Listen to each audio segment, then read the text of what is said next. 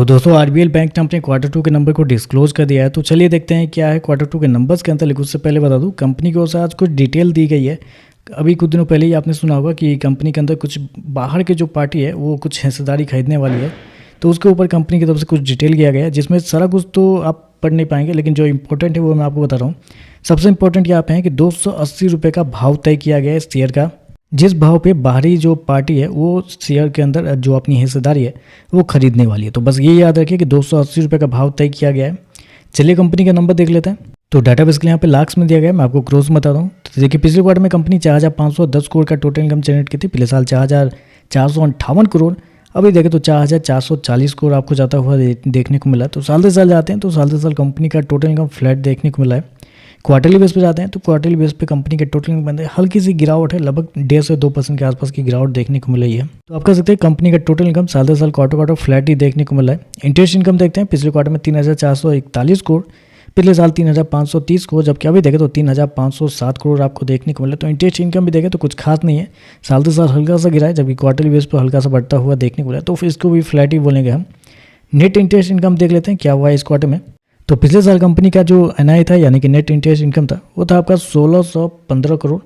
पिछले क्वार्टर में देखते हैं तो पिछले क्वार्टर में 1,481 करोड़, जबकि इस क्वार्टर में देखते हैं तो कंपनी का नेट इंटरेस्ट इनकम 1,551 करोड़ आपको देखने को मिला। तो साल से साल देखें तो कंपनी का नेट इंटरेस्ट इनकम गिरता हुआ देखने को मिला है, जबकि क्वार्टरली बेस पर हल्की सी तेजी आपको देखने को मिल रही है। तो यहाँ पे भी देखें तो वही है, 4% साल से साल गिरता हुआ देखने को मिला है, जबकि 4% क्वार्टरली बेस पर बढ़ता हुआ देखने को मिला है।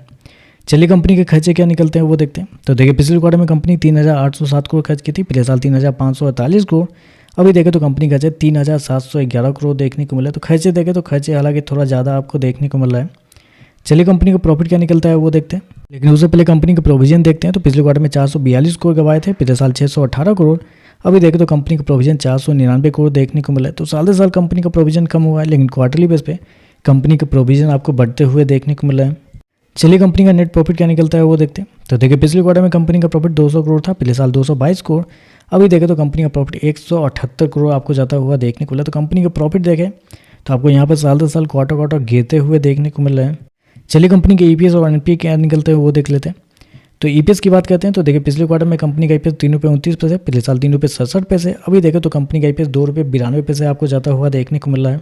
और अगर कंपनी के एनपीए की बात करते हैं तो पिछले साल कंपनी का ग्रॉस एनपीए 2.88% था, अभी देखें तो 2.32 है, जबकि पिछले क्वार्टर में 2.78 के आसपास था। और नेट एनपीए देखते हैं तो 0.79 से गिर के 0.57 आ चुका है, जबकि पिछले क्वार्टर में 0.45 के आसपास था।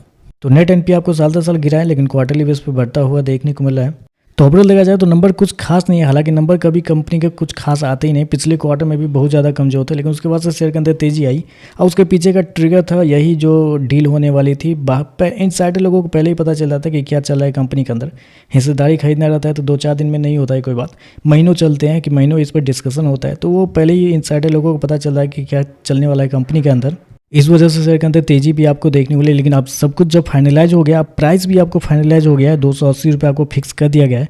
तो ऐसे में अब यहाँ से शेयर के अंदर तेजी ऊपर का देखना बहुत मुश्किल हो जाएगा। तो already share all time high के आसपास ही है, तो ऐसे में अगर आपका प्रॉफिट बनता है तो बुक करके निकल जाइएगा, वो ज़्यादा बेहतर रहेगा। क्योंकि येस बैंक के अंदर भी ऐसी ही चीज़ हुई थी, मतलब जब न्यूज़ आती है तो उसके बाद से शेयर के अंदर गिरावट देखने को मिल जाती है। और वैसे भी ये कंपनी उतनी फंडामेंटली स्ट्रांग नहीं है जिस पे आप ट्रस्ट कर सकते हैं। अगर आपको विश्वास न हो तो अगले पिछले 3-4 क्वार्टर के जो नंबर हैं उसको एक बार टाइम निकाल के आप अच्छे से देखिए कि क्या कंपनी का नेट इंटरेस्ट बढ़ रहा है, कंपनी का प्रॉफिट क्या हो रहा है, प्रोविजन क्या हो रहा है, उससे आपको पता चल जाएगा कि आपको इस शेयर के अंदर रहना है कि नहीं रहना है। अभी अच्छा खासा तेजी चल रहा है, तो ऐसे में आप प्रॉफिट बुक कर ले, वो ज़्यादा बेहतर रहेगा। बाकी आने वाले समय में क्या होगा किसी को नहीं पता है, क्योंकि उतना ज़्यादा स्ट्रॉन्ग नहीं है फंडामेंटली, बस शेयर को पंप किया गया था क्योंकि डील होने वाली थी। अब डील जब फाइनलाइज हो रही है तो अब हो सकता है कि आने वाले कुछ समय में अच्छी खासी प्रॉफिट बुकिंग भी आपको देखने को मिल सकती है। तो ऐसे शेयरों से प्रॉफिट बुक करें, ज़्यादा दूर रहे, वो ज़्यादा बेहतर रहेगा। बाकी और भी मार्केट में अच्छे शेयर वहाँ आप इन्वेस्ट कर सकते हैं। तो चलिए बस आज के लिए बस इतना है। वीडियो पसंद आए तो लाइक कीजिएगा, साथ में साथ चैनल को सब्सक्राइब जो कीजिएगा। धन्यवाद।